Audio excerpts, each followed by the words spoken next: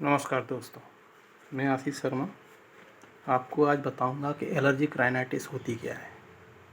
इसमें लोगों को छींकें आती हैं, आँखों में खुजली होती है, कानों में खुजली होती है, गले में खुजली होती है और आँखों से पानी आता है।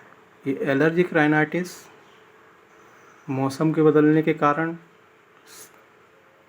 सर्दी जैसा महसूस होता है और ठंडे से गर्म में जाने के कारण और धूल और डस्ट के संपर्क में आने के कारण होती है। इस समस्या से आज हिंदुस्तान के कम से कम 50% लोग ग्रसित हैं।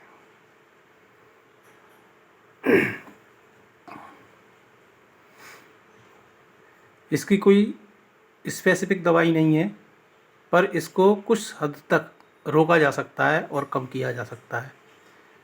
बहुत से लोग घरेलू उपचार, देसी दवाई से इसको ठीक करने की कोशिश करते हैं, पर ये इन दवाइयों से ठीक नहीं हो सकती। अगर आपको फास्ट और जल्दी इस समस्या से निजात पानी है तो मैं कुछ दवाइयाँ आपको सजेस्ट करूँगा जो मैंने भी अपने ऊपर यूज़ की हैं और मैं कुछ हद तक 80% इन दवाइयों से ठीक हो गया हूँ। मुझे भी एलर्जिक राइनाइटिस की प्रॉब्लम थी। रोज़ रोज़ छींकें आती थी, आँखों से पानी आता था, कानों में खुजली होती थी, गले में खुजली होती थी। क्योंकि ये दवाइयाँ मैंने अपने ऊपर यूज़ की हैं, इसलिए मैं आप लोगों को इन दवाइयों को सजेस्ट कर रहा हूँ। पहली टैबलेट्स है जिसका कॉम्बिनेशन है ब्लास्टिन एंड मोंटेल्यूकास टैबलेट। फिर से रिपीट करता हूँ, पहली टैबलेट है ब्लास्टिन एंड मोंटेल्यूकास टैबलेट। ये जो टैबलेट है ये दिन में एक बार ली जाती है खाना खाने के बाद।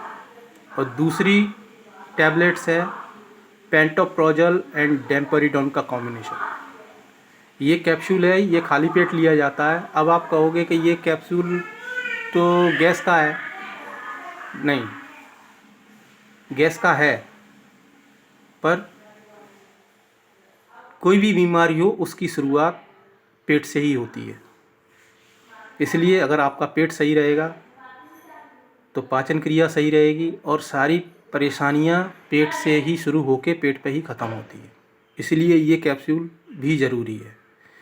और तीसरी है नेज़ल स्प्रे। ये जो है सुबह और शाम नाक में स्प्रे करनी पड़ती है और इसका कॉम्बिनेशन है मूमेंटासोन एंड फ्यूरेटेट मोनोहाइड्रेट। मैं आपको इंग्लिश में स्पेलिंग पढ़ के बताता हूँ इसकी।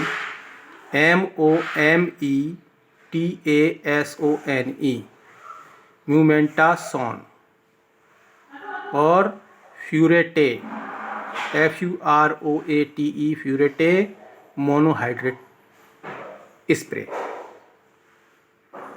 इन तीनों का